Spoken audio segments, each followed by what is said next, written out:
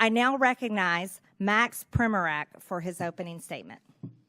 Madam Chairman, thank you for this opportunity to testify before this very important subcommittee. The views I express here today are my own. Over the past few weeks, indeed, we have been treated to a daily litany of examples of waste, fraud, and abuse of taxpayer-funded foreign aid. USAID and the State Department used foreign aid as a global platform to push radical and even obscene ideas that have shocked and angered the American people. One cannot help but ask, was there anyone in the room raising their hand to say, this is not a good idea, this might cost us our bipartisan support in Congress, we might lose the trust of the American people? Yes, foreign aid should be a tool to advance our national security interests.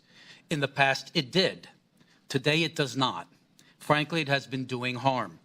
While spending more on aid, there is more world poverty and hunger today, more political instability, and developing countries are more beholden to our adversaries.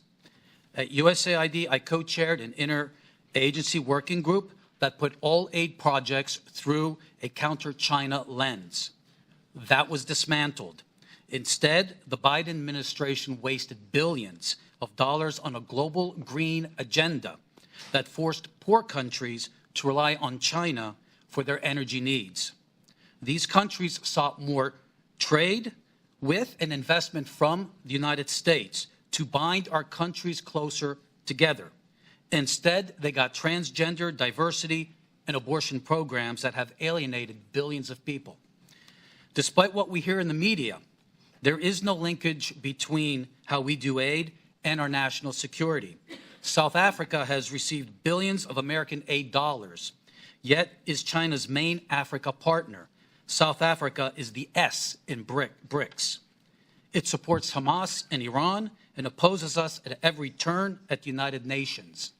Last summer, Mozambique and Tanzania, other large aid recipients, conducted 2-week military exercises with the People's Liberation Army, expanding Communist China's power projection to the lip of our Atlantic Ocean.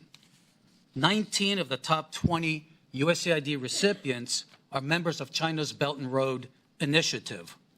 While acting Chief Operating Officer at USAID, I approved strong vetting policies for our humanitarian assistance in countries swarming with terrorists. But that, too, was ignored by the Biden administration. Vast sums of U.S. money have been diverted to fund terrorists in Gaza, Syria, Yemen, and Afghanistan. NGOs have been hit with heavy fines for violating our anti-terrorism financing laws. But closer scrutiny is warranted, for the problem is endemic in the aid culture. Last year, USAID launched its $45 million Global Civil Society program based on the social theories of an Italian Marxist. Literally, we have been funding radical NGOs around the world that oppose capitalism, democracy, NATO, and Christianity. None of this is counter-China. This is counter-America. Again, a resounding yes that foreign aid can be a powerful tool of diplomacy to promote freedom, prosperity, and peace in accordance with our national interest and our values, but not as an instrument of progressive imperialism. Regardless of which party controls the executive branch, aid officials must ensure that every single foreign aid program can pass the Middle America smell test on waste, fraud, and abuse. Aid decisions must always secure bipartisan support. There must be full transparency on who is being funded and what they're doing, not only for the members of Congress, but especially for the American people. The fiduciary failure of our aid officials over the past 4 years has done tremendous damage to foreign aid's credibility and America's standing in the world. Thank you, and I look forward to your questions.